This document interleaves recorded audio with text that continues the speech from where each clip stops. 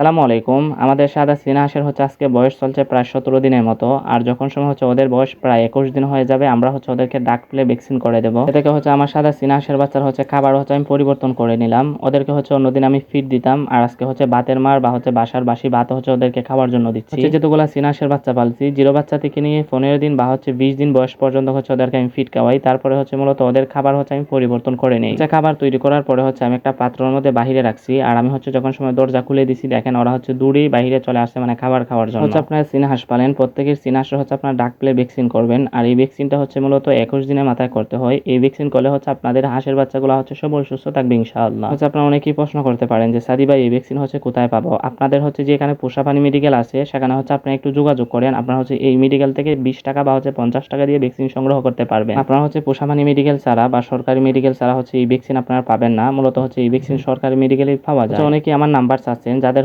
আমার নাম্বার প্রয়োজন পরামর্শের জন্য, আপনারা ইনবক্সে মেসেজ করেন। আমি আপনাদেরকে নাম্বার দিয়ে দিব। কমেন্ট বক্সে দিলে সমস্যা আছে।